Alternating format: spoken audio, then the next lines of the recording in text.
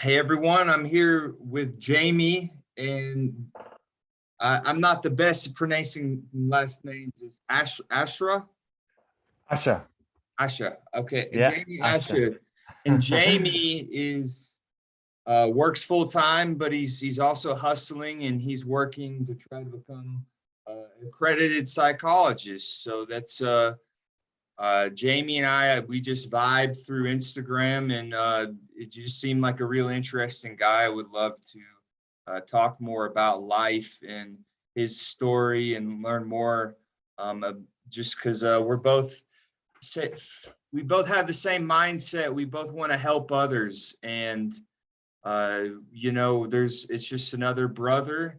The way I see it, another brother of the globe that we can bond together and do great things. So Totally. Jaime, Thanks for having me on. I really appreciate it. Yeah, love it. So yeah, just go right ahead and tell me, where are you from? Where in life had you come from, and like, where are you going? Like, where have you been? Where are you now? And where are you going? Okay. So I guess I can kind of, maybe I can start where I'm at now. So I'm in Melbourne, Australia. I'm 38, and definitely enjoying life at the moment. Or like life is the most hectic it's ever been, and I can't see it slowing down anytime soon. But I don't mind. My brain seems to adjust to each year. But I guess where I'm at now, so I do coaching with people.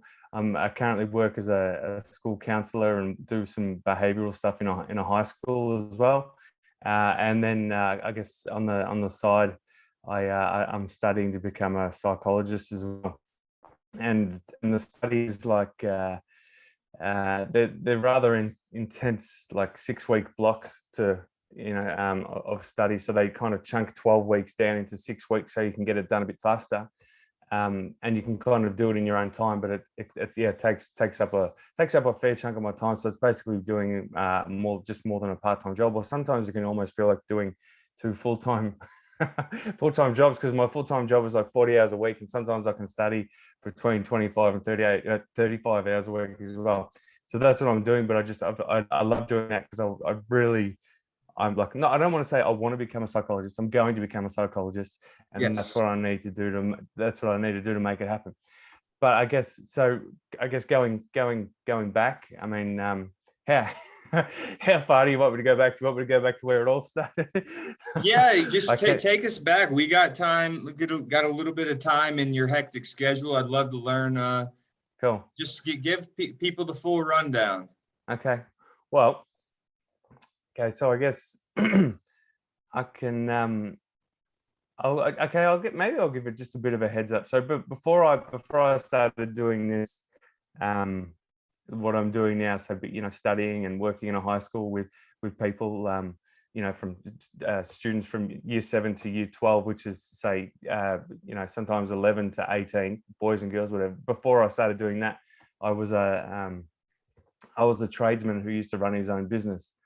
And then in 2010, so 2010, I developed a vision impairment.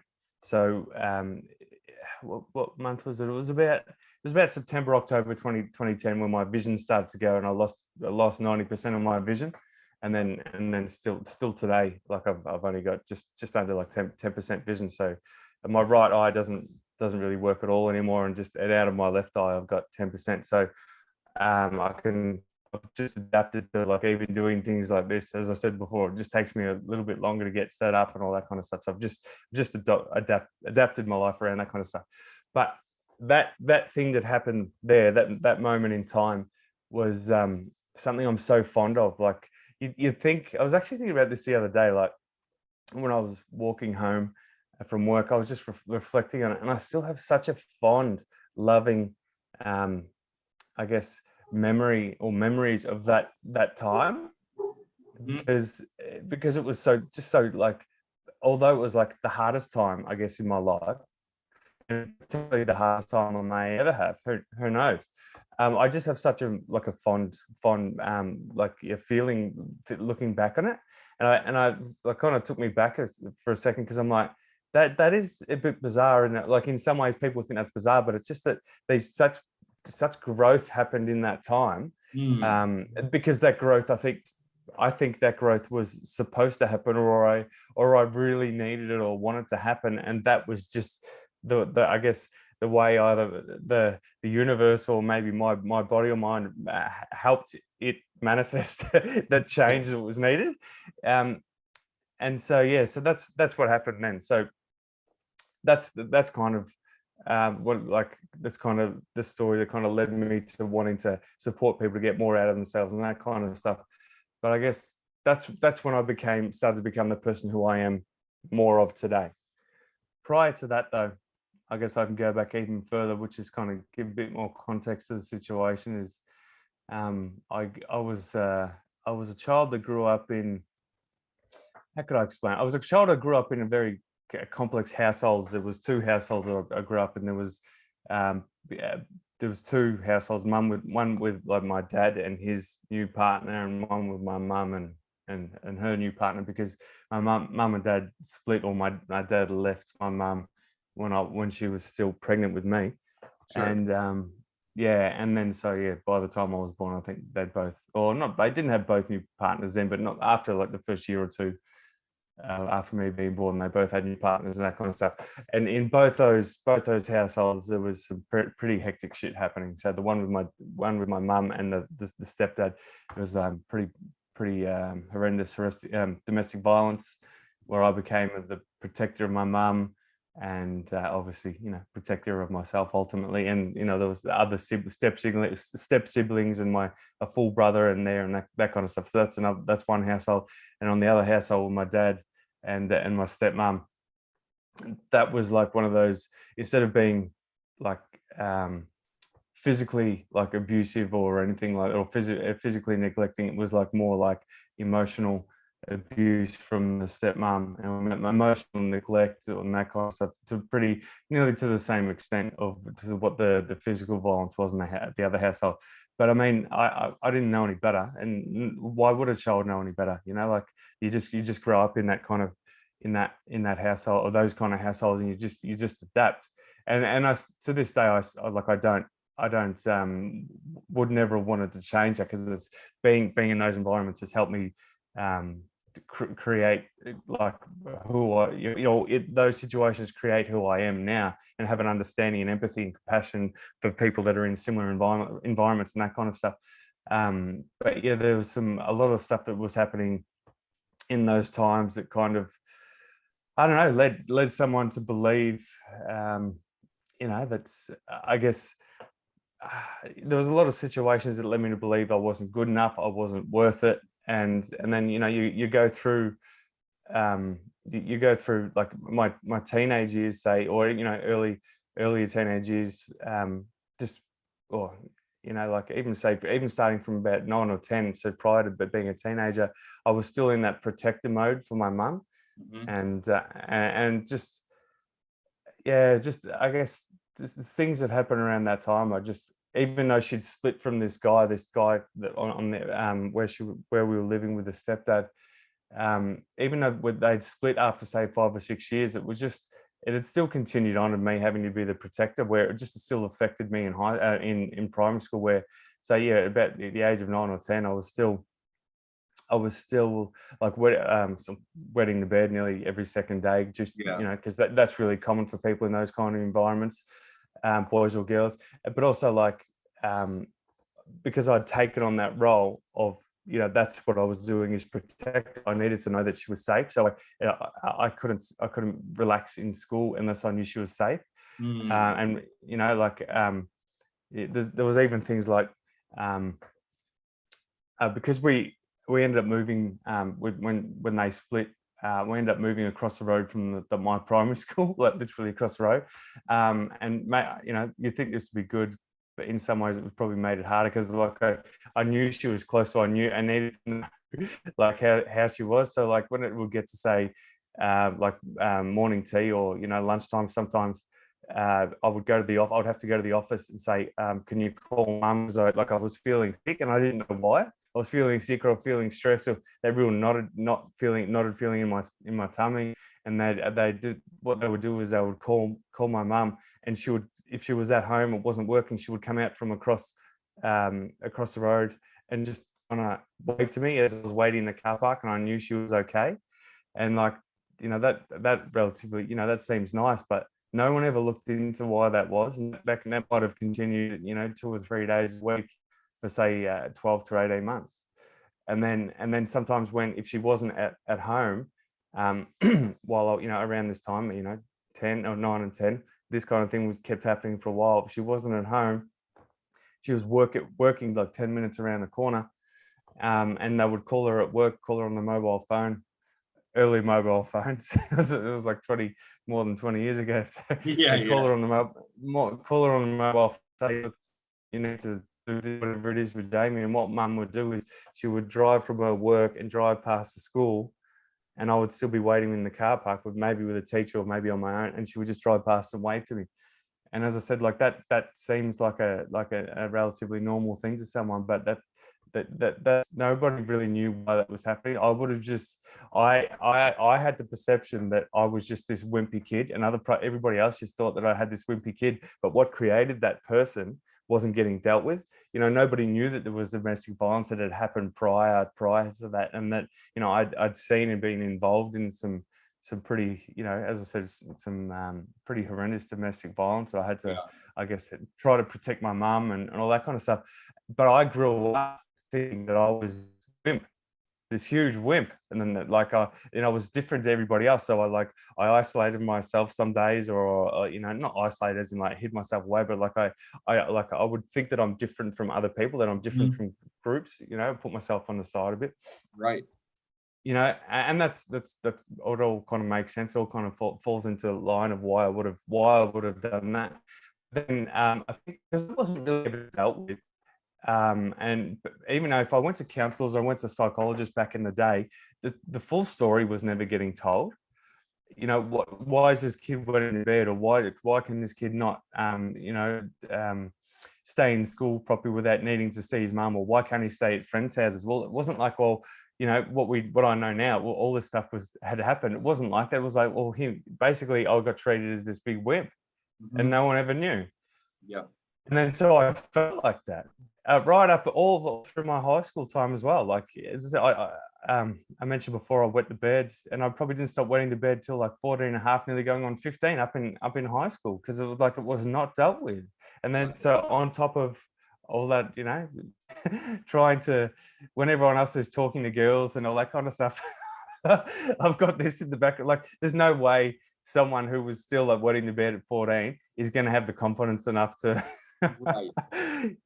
it's just those things just don't correlate. So anyway, so it was just a lot of things going on. But yeah, during my time, I was like I probably put on a facade of trying to make people laugh and all that kind of stuff, and just to kind of keep myself feeling safe and all that kind of stuff. But I didn't think anything of myself. And I just thought I was a wimp. I thought I was like no good.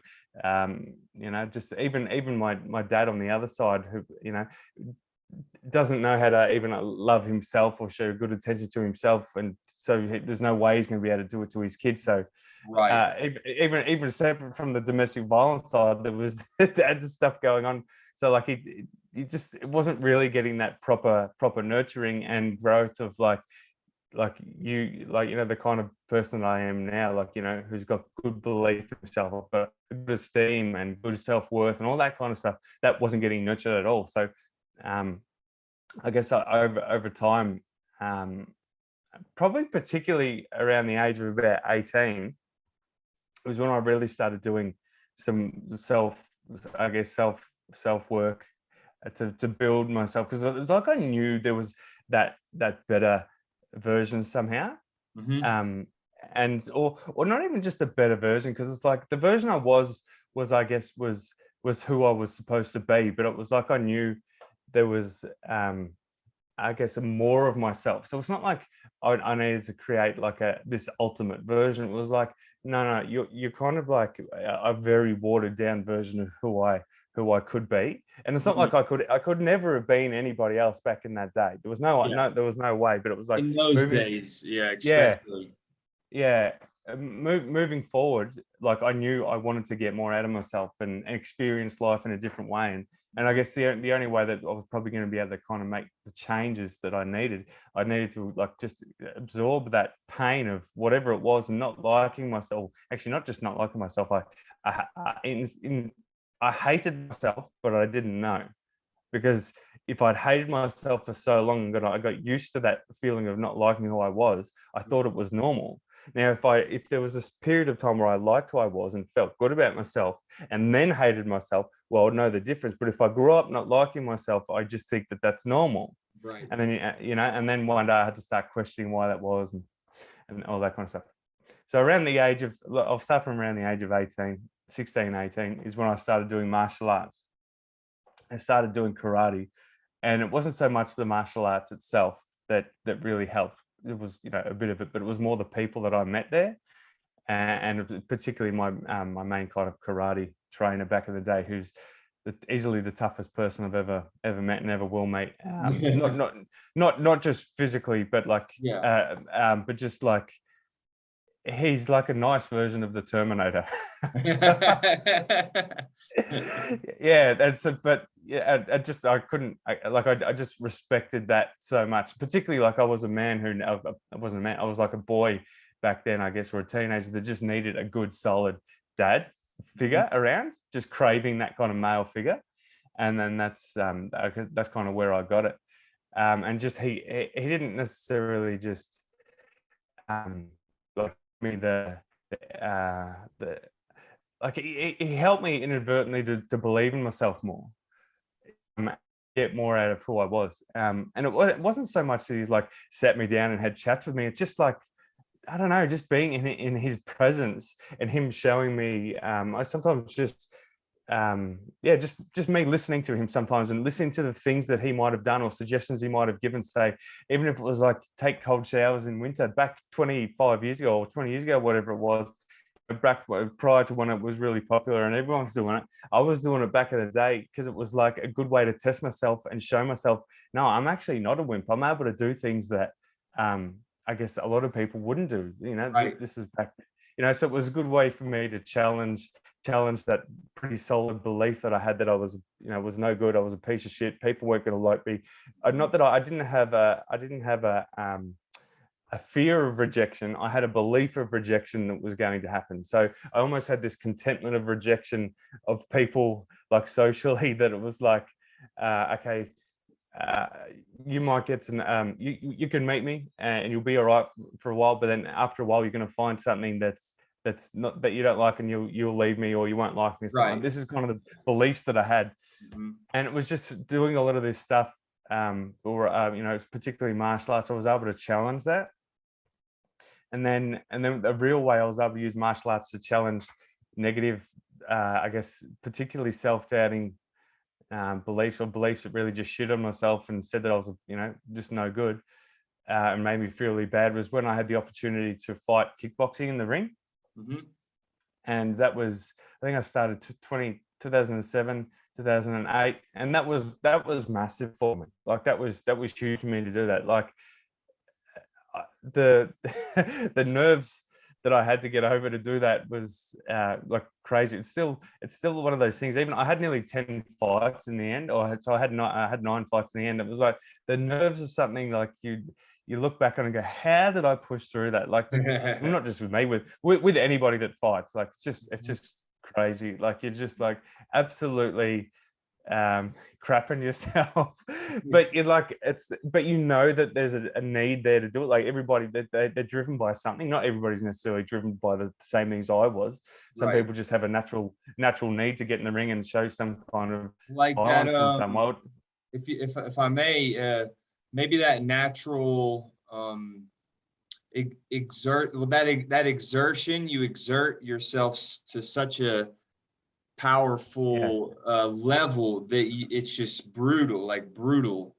Yeah. And that, I guess that kind of level brutality mixed with nerves and fear, and also knowing that there was also something, a part of my brain and who I was, that knew I needed to use this to challenge me. So I guess it wasn't so much I just wanted to feel good, it was like I needed to do this for some reason, and it wasn't just one. I needed to keep doing it until I kind of got over this this feeling that I wasn't good enough. That was still the most significant change I've had in regards to self-worth, self-belief, and I guess generally get better, like feeling better about myself. So it's not the only thing that I've done, but it's been the most significant, I guess, bringer on of change to the feeling of who I am as a person. Just because I used to be I've always been highly anxious, and I potentially may always be. Like, it's just, it's not a bad thing. I now just use it to my advantage. But back in the day,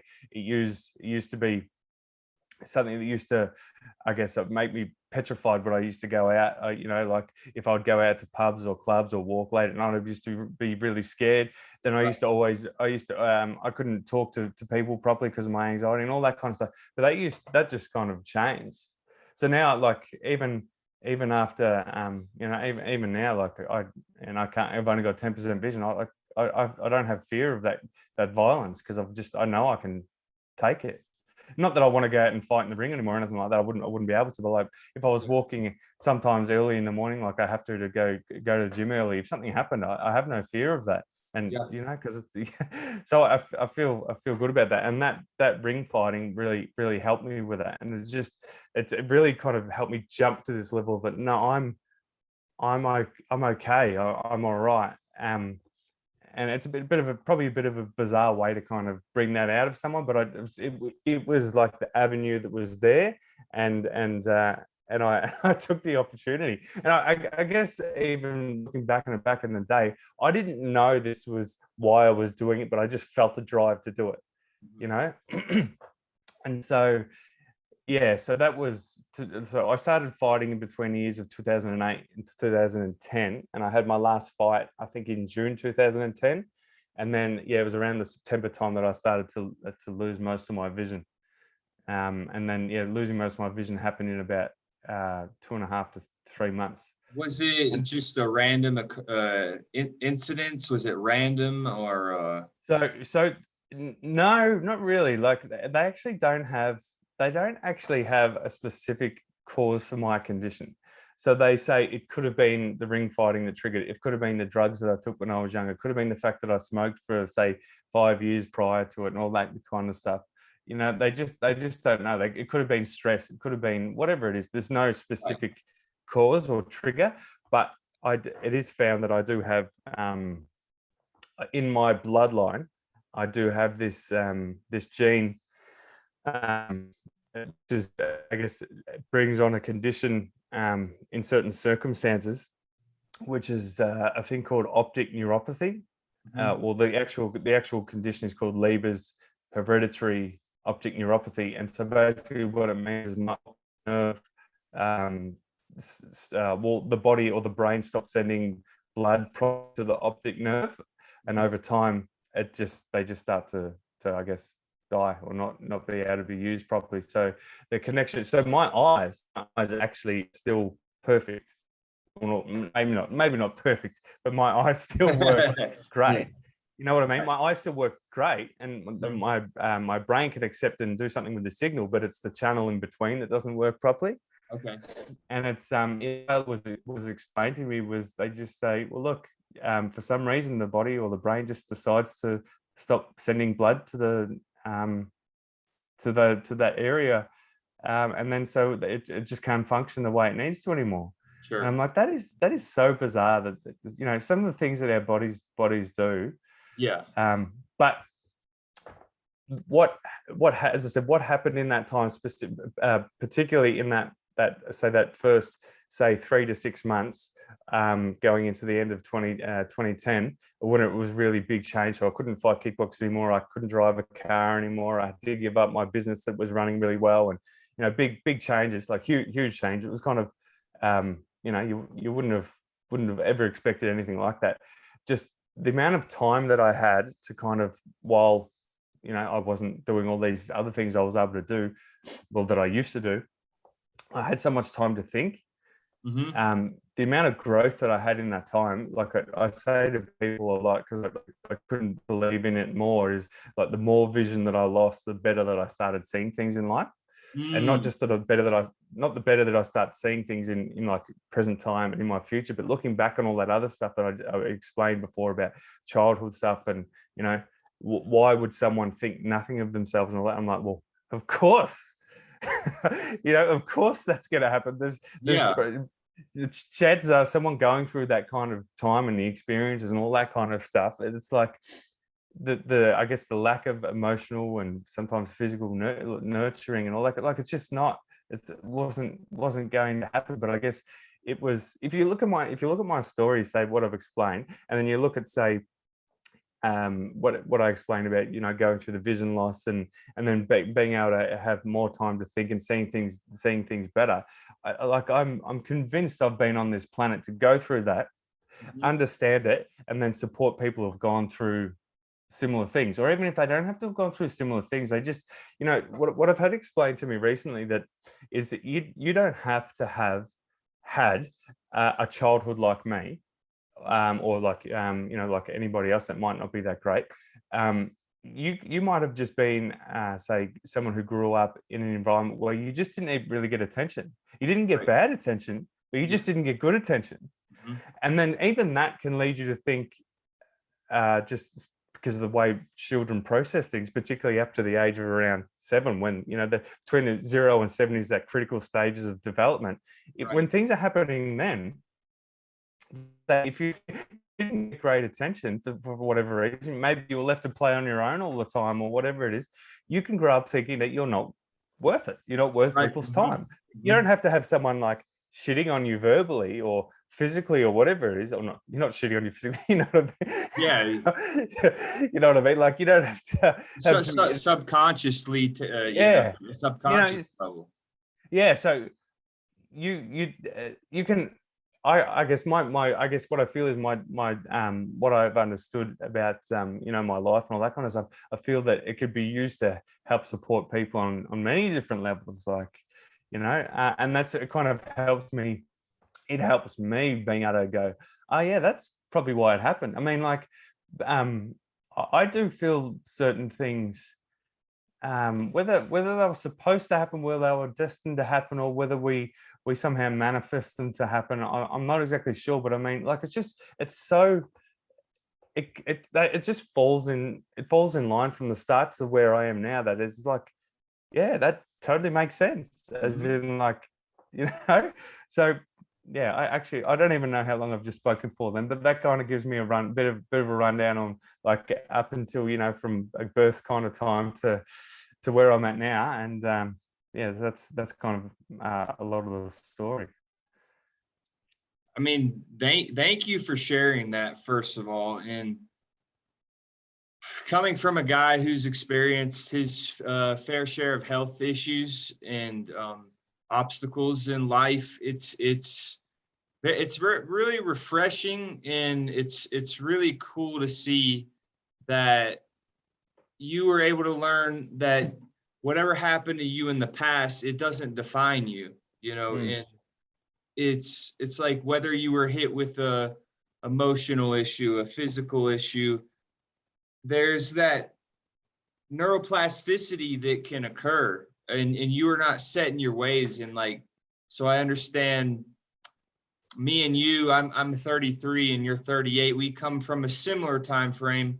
If you go back however many years, 15, 10 years, the doctors and psychologists at that time were very convinced that we were stuck in our ways. That, you know, okay, he has this type of he has a type A personality, and he likes these things. And it would be a very fixed profile that they would give you. They'd say, you know, well, you are socially anxious in front of others, so therefore you're going to be socially anxious in front of others for the rest of your life because you're an introvert. They would label you. And we're finding out more and more that that's the biggest lie. It's the biggest bullshit, and it's our beliefs and that define us. It's our thoughts. It's our actions, and no matter what you face in life, that's super empowering. You know, is so empowering, because we all go through shit. You know, we all go through shit that we're gonna have obstacles, because that's life. And you hearing your story, it's very powerful. And like as you said, you develop that empathy to be able to help another human being, which is what I believe we're ultimately here for, is just to help each other and to learn from each other. Yeah, and I think what you were just saying about what kind of triggered something I'd kind of want to mention is, you were talking about not being defined by certain things, not being defined by things that you don't want to be defined by, whether it's something you've been labelled by a doctor or somebody else. So, and I actually experienced that, like I'm sure you would have experienced that back in the day, certain labels. And, you know, some of them may still kind of be relevant, and whether, you know, having anxiety, like, you know, everybody has anxiety, but some people just have, that's kind of like a spectrum, like the autism spectrum disorder. It's like, there's different levels of anxiety. Some people have really intense anxiety, or some people just have kind of normal anxiety, like the average kind of thing. Anyway, so I've got more of an understanding about those kind of things now. Mine's slightly higher than others, and I've got to do things to keep in check. Anyway, so but about the defining thing. So to think about last year was, say, using what I've just kind of spoken to you about, like the kind of the trauma from the childhood stuff. So whether, if there was trauma from vision loss or whatever it is, it's like, I'm not going to be defined by experiences. Will make sure that I'm defined by how I use that trauma to kind of guide and support other people, and even have empathy for myself and empathy for others and all that kind of stuff. So the way that I use my trauma defines me, the way that I use it to positively impact the world. That's how I'm going to let it define me. I'm not going to let it define me by, you know, bringing me down and thinking the world's bad and other people are bad and all that kind of stuff. That's how I do let it define me. And I constantly, like, I'm not just one now in this time as I'm 38, it's going to define me the same way for the rest of my life. No, I'm going to constantly learn new ways of how I can help it define me. So I think when people can, including myself, can start using their experiences, whatever they are, they realize they've gone through things that could help others. You know, maybe they do, but when you can start doing that and kind of getting in touch with that. So we get in, I guess you and I have got in touch with that in that way, and we're doing further study, or we're doing podcasts, or we're doing YouTube stuff, and that's how we're getting messages out there to help people. But other people might be out there and they might be making stuff, they might be making, you know, they might be a singer, they might be an artist, they might be who knows what they are, and that's how they're getting their experiences, or getting who they are out into the world. Absolutely. And get so their energy out in the world. You know? Exactly, yeah. So, and that's how I'm defined. I'm defined by the way of which I've been able to, I guess, interpret situations and use it to get a better amount of energy out into the world that is positive, to make it changing, to make it people get more out of themselves. My energy is not going to necessarily make people happy, but my energy will help, I guess, hopefully help people get more out of themselves so they can make themselves happy, that kind of stuff. So that's how I'm defined. That's why I am defined by the experience that happened, but only in the most positive way. That's really powerful. I wanted to ask you, because it's been on my mind a lot lately. Do you believe that the modern world, or has it always been this way, or is it a new phenomenon? It just seems the world is lacking more and more authenticity. Like more authenticity is like a rare value these days. You know what? Yeah, that's a really good point that you bring up, and I would agree with you. And it's like, I think particularly with, I think what might be bringing on what you're talking about, that I guess that lack of authenticity, is particularly with social media and that kind of stuff. So that almost, for some people, I think maybe I've been in the past, I've been guilty of it. Yeah, Is absolutely. Yeah. you feel the need to put out this only the good side or only the good things, because that's what it is, that's what's acceptable. And if I put out the other side, well, then I won't be accepted. So where I can probably tie this in to other things that I've learned a lot about, and you might, because you've got such good knowledge about the brain, you might be able to have a better insight on this. But what's stemmed me to do research on different parts of the brain other than my own study was someone kept talking about the lizard brain. And I'm like, what is the lizard brain? I'm not really, what does that even mean? Like whether it's a thing or just like some concept that somebody made, I'm just like, what I want to understand it. And I did a bit more research on it and like, oh, okay.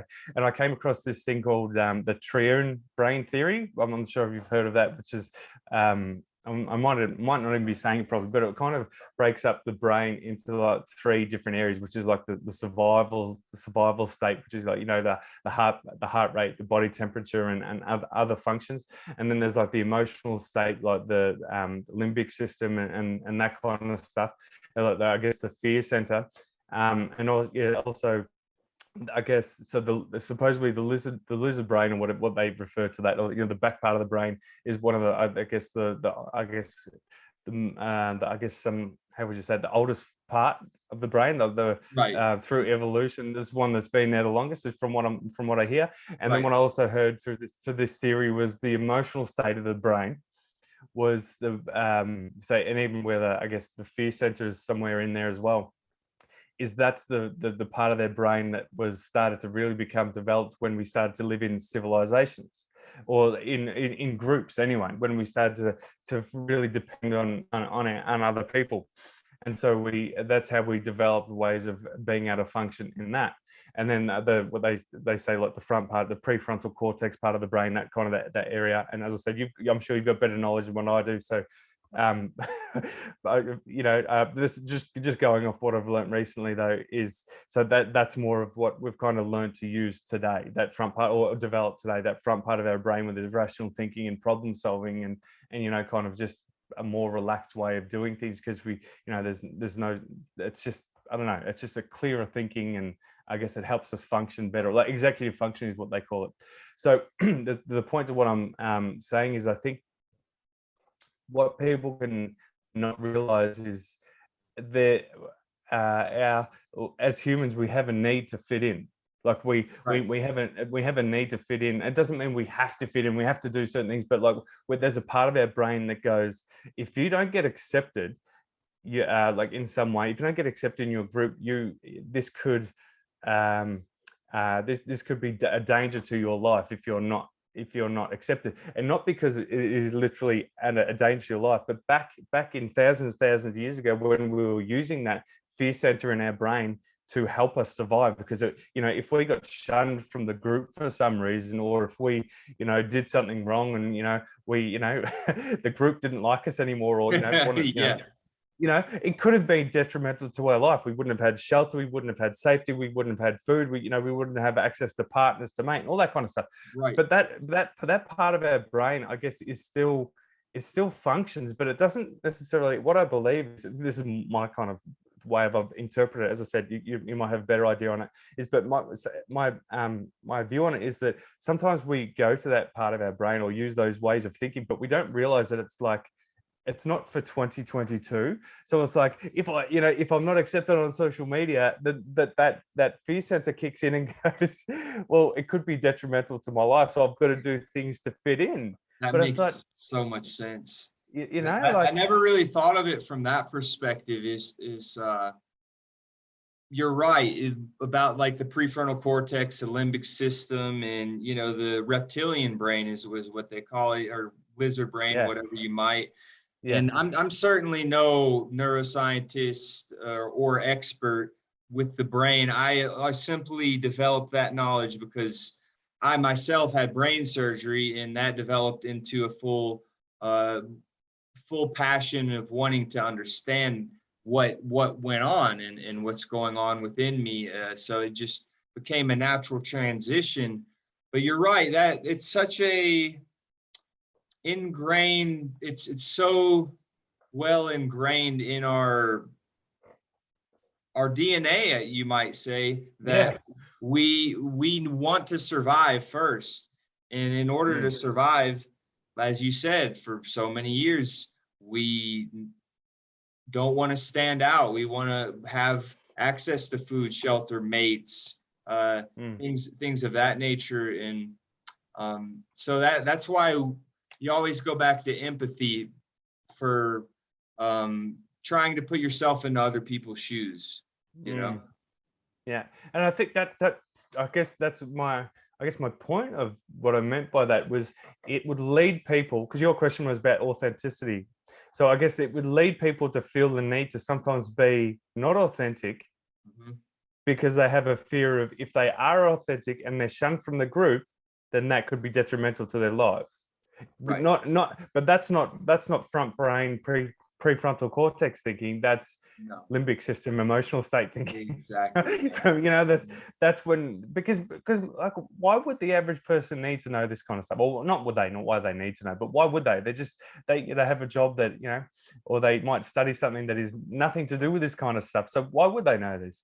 And so like what I feel fortunate I can kind of put these things out there, because if someone might listen and go, oh, why I'm doing that. And we live in an age where obviously there's been some hectic shit that has happened, not just on our on a personal level, but obviously on a global level. Well, it's been happening on a global level for since man came, I guess. But I mean, particularly over the last couple of years, especially turbulent. Yeah, yeah. But it's like we can do anything, and it doesn't matter now whether we put ourselves out and we're, say, shunned from the group, because we don't need to rely on what other people think now to survive. Right. Our way to survive now, like in fact, it's probably the opposite. It's exactly actually, that's the thing. That's the thing. Yeah, and so we can be authentic with ourselves, and not authentic in a way like I feel like treating people badly, so that's me being authentic. No. Like there's obviously there's different kind of authentic, I guess, but it's like, if put things out into the world that you want to, what you want to be, without fear of what other people think. Right. Even doing things like this, like there could have been a point in time where you and I might have gone, oh, I want to do this, but I'm just, there might have been a fear that was attached to it that sort of stopped us from doing it. And so I'm sure that still happens. So there's, like, as I said, whether it's creatively, artistically, you're a painter, singer, whatever you are, people are scared of putting themselves out there, possibly for that reason. So I'm so fascinated by that concept that I just spoke about, because I guess I had developed a really strong, I guess, how can I explain it? So I wasn't a front brain thinker for most of my life. I know I wasn't, because I had to develop, I guess, a good relationship with fear to help with what I felt like I needed to anyway, to feel that I could survive, and had to be on edge all the time. I didn't feel safe enough to relax and go, oh yeah, okay, let's use that front part of our brain where there's rational thought. Right. Like it just wasn't a thing that was going to happen.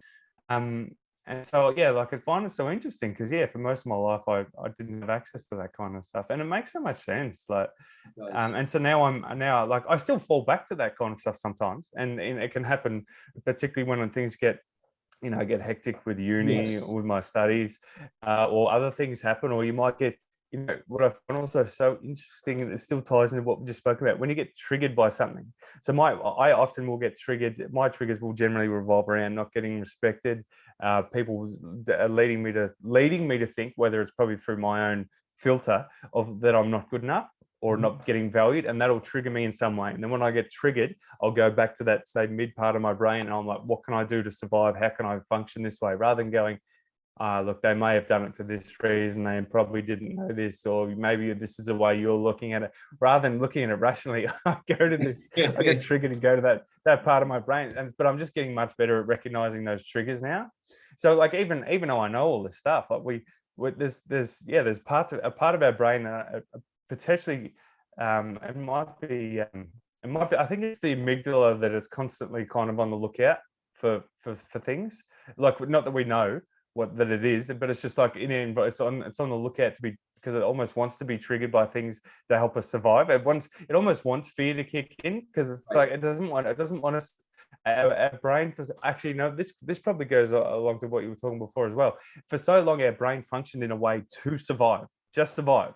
And now I think there's another evolution that's happening, that's throughout the world, although it looks very odd at the moment. But I think we're probably learning to become more functioning of people that we don't have to just survive. We can be here and be happy with each other, and somehow start getting along in a better way. Now that seems a bit airy fairy and all that kind of stuff, but it's like we don't have to have that fear now that we used to have, because we can survive. We're okay. We've just got to change the way that we're surviving, and then when we can get out of that survival state, we can start becoming more into that thriving state.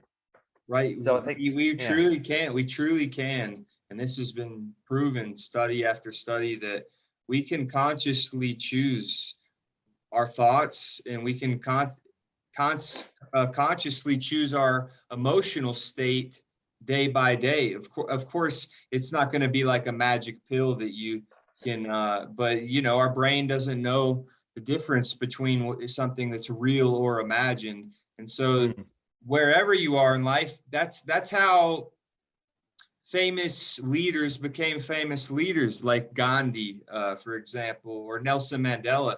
The man was locked up for 24 years in a prison cell, but he was able to still use his prefrontal cortex and consciously choose who the type of person that he wanted to be. And so I think that may be the next level of adaptation for humankind. Yeah, and it's probably it's the state of the world. Oh, and as I said, there's been, I guess it's probably different for me to be saying that, in the very fortunate place in Melbourne, Australia, where there's other parts in the world that probably are nowhere near coming anywhere near this, because of they're in wars and all that kind of stuff. But I guess maybe in our Western world, or in our in Australia, the US, or wherever it is, that don't necessarily, or that are fortunate to not have that stuff going on at the moment, we are maybe evolving into that kind of, into that state, hopefully. But there's obviously a lot of stuff still going on in the world, which would lead people to go, well, no, that's not the case. But I do feel that we're moving in that direction, and so because of that, I think people can realize, like, there's certain ways of ingrained thinking that we've got, as you said, which is like even just in our DNA. It's like, it doesn't have to do with our upbringing, which probably does a little bit, but it's like we have ingrained ways of believing and thinking, or even unconsciously, we're not even aware of these things, that lead us to take actions or have beliefs that keep us safe. Because that's realistically what the brain wants us to do. If we're safe, we survive, and we're here. That's the main thing. So we can procreate and all that kind of stuff. But it's life is more about that now. Because we've set up our lives in a way we can experience our world a bit differently, in a way where we can just function differently. Well, I'm going to be respectful of your time. There was a few things I wanted to ask you before we wrap this thing up. And yep. You're a father, right? Yeah, I am. Yeah. Okay. Well, depending on how the universe has the circumstances out, I'll be a father here in the next 3 to 4 years. 2 to 3, 4 years. Hopefully, I'll be a first-time father. And so naturally, the thought's been more in my mind is how do you? I want to learn how to become a good father before it occurs. So I just wanted to know what's been influential and helpful for you. What are the do's? What are the don'ts? Yeah. Okay. I think I think the probably what you were just talking about, wanting to be like the type of father that you were just saying, is that has already put you on a path where you're going to be a good father. So it's not like you necessarily have to do certain things, but just having that way of thinking is probably what some people don't. So just having that there, that I want to be a good father, or what are the do's, what are just thinking like that is going to put you in a position where you will be a good father. But I think for some people also, like, and particularly for myself, like I did a lot of work prior to becoming a father, because I wanted to figure certain things out. So I guess my children didn't experience certain things that I did, or certain ways of thinking, whatever it was. I wanted to have them figured out, but realistically, it's going to happen when the universe wants it to happen, whether you feel ready for it or not.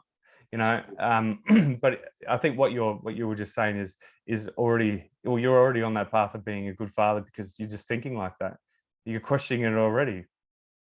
I love to hear that, man. And because a little bit of backtracking, what you said made me really ponder something about how we define success as human beings is distorted, and it goes back to that limbic in